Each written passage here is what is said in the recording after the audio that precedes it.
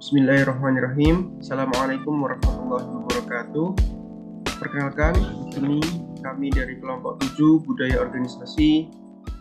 Di sini kami meneliti perusahaan Solo Pos dan anggota kami yang beranggotakan. Yang pertama ada saya sendiri, Muhammad Lutfi Ali Fatah dengan NIM B 100-203.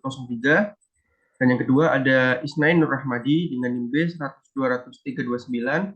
Dan yang ketiga ada Fikri Mufli Ramadan dengan NIM B 100-20375. Yang pertama ada sejarah. Solo Pos berdiri pada September tahun 1997.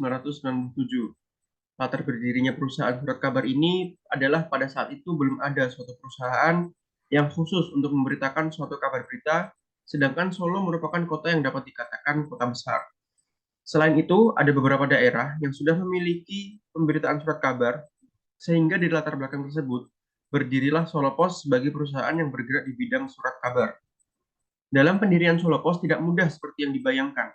Butuh tekad serta keteguhan hati, karena pada saat itu perizinan memang sulit, apalagi di bidang surat kabar yang produknya akan dikonsumsi oleh orang banyak. Sehingga dalam pendiriannya membutuhkan waktu yang cukup lama. Sudah 25 tahun sejak berdirinya Solo Pos, masih tetap eksis dengan membawakan dan menyuguhkan berita-berita serta informasi yang dapat dikonsumsi oleh khalayak umum. Pada awal berdirinya, Solo Pos hanya bergerak di ranah konvensional atau sekedar mencetak koran dalam bentuk kertas yang didistribusikan.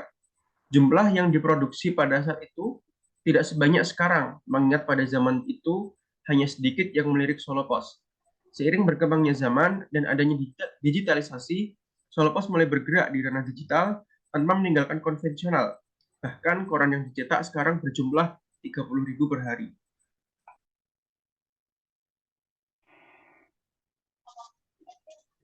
Kondisi organisasi. Berdirinya organisasi tentu ada sebuah budaya organisasi atau sebuah kebiasaan yang harus dipatuhi oleh karyawan yang berada dalam organisasi tersebut. Budaya berpengaruh dengan tujuan organisasi yang ada. Seiring berkembangnya zaman, di mana digitalisasi semakin meluas, serta tujuan organisasi serta visi misi perlu diaktualisasikan, maka manajer SDM Solo Pos melakukan perubahan terkait budaya organisasi yang awalnya dikenal dengan Solo Pos dirubah menjadi Smart. Dalam pembentukan budaya baru, tentu telah dipertimbangkan bagaimana nasib serta pengaplikasian terhadap pegawai, sehingga dalam praktek tidak memberatkan mereka dalam bekerja. Pengkomunikasian dilakukan saat upacara HUT 25 pada September 2022 sebagai bentuk sosialisasi terhadap karyawan dengan harapan mereka memahami adanya budaya yang baru dan dapat menerapkan perubahan budaya. Karyawan di Solo Pos dapat mengimplementasikan budaya baru dalam bekerja dan sampai sejauh ini tidak ada karyawan yang melakukan pengunduran diri terkait adanya budaya organisasi yang baru. Kondisi karyawan. Manajer SDM menilai bahwa karyawan dapat mengimplementasikan budaya baru dengan menerapkan di perusahaan dengan baik. Hal ini ditandai dengan kondisi karyawan tetap produktif, serta tidak ada pengunduran diri terkait adanya budaya organisasi yang baru. Budaya organisasi sama sekali tidak berpengaruh terkait keanekaragaman karyawan, karena setiap karyawan yang bekerja, mereka akan berkomitmen terhadap aturan perusahaan. Seperti model seleksi yang diterapkan dalam Solo Pos adalah seleksi alam. Artinya siapa yang tidak tahan, mereka akan keluar atau terpisah sendiri dari Solo Pos. Di sisi lain, budaya organisasi sangat berpengaruh terhadap motivasi kerja karyawan. Karena budaya kerja yang dilakukan oleh Solo Pos adalah menggunakan metode deadline. Dan dalam budaya yang baru, menerapkan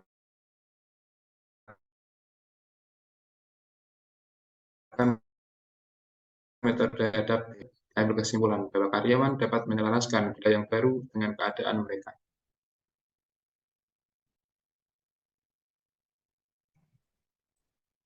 Lantas, apa saja budaya organisasi Solo Pos?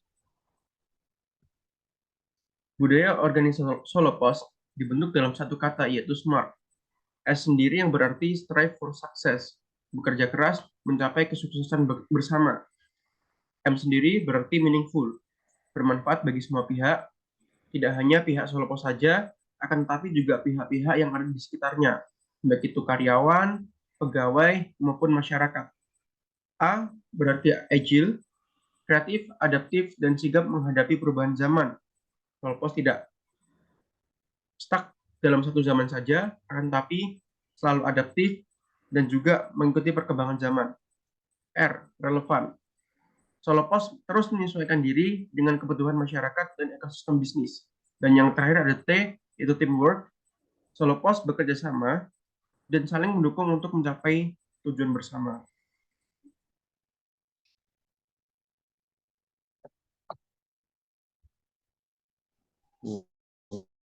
Selanjutnya, what is the next step for company?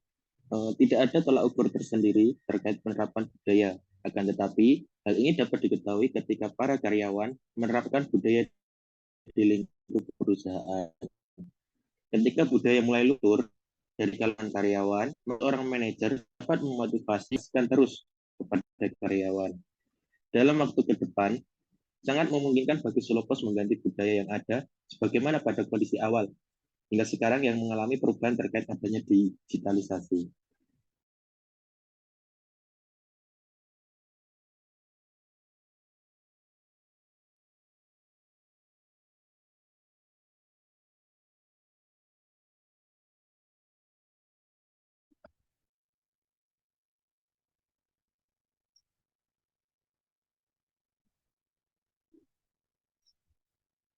Ya, selanjutnya yaitu struktur organisasi.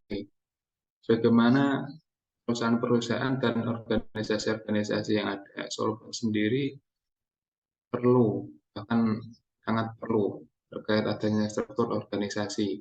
Karena struktur organisasi yang dibentuk ini bertujuan untuk mewujudkan atau mencapai tujuan serta visi misi yang telah dibentuk Solo Pos di awal berdirinya. Nah, dari struktur organisasi sendiri ini ada banyak. Terkait pertama, asisten direkturnya ada Arif Budi Susilo. Bawahnya lagi ada direktur bisnis dan konten yang dipimpin oleh Suwarmin. Bawahnya lagi ada direktur keuangan dan SDM yang dipimpin oleh Anissa Nurul Aini. Ada editorial team yang dipimpin ada beberapa, yaitu pemimpin redaksi atau penanggung jawab. Ada Rini Yustiningsi, ada redaktur pelaksana, ada Nur Ihsan, Syifaul Arifin, Ivan Indra Kusuma. Terus ada kontributor yang dari Semarang, Salatiga, serta ada multimedia. Manajernya Ja'far Shadiq Assegaf, ada supervisor, staff yang dipimpin oleh Argus Suryope, serta stafnya ada Abdillah Sani dan kawan-kawan. Platform sendiri ada manajer yang dipimpin oleh Budi Cahyono, programmer ada Yayan Pamula, Dev OPT ada Christian Dwi. Dan itu ada SEO, ada media sosial, serta ada desa, sekretariat, dan lain-lain. Dari sini dapat dilihat bahwa struktur organisasi Solo Pos itu sendiri sangat rinci dan sangat banyak. Karena memang Solo Pos itu bergerak di ranah surat kabar, yang mana surat kabar itu sendiri akan dikonsumsi oleh banyak orang, sehingga berita yang diambil itu harus valid.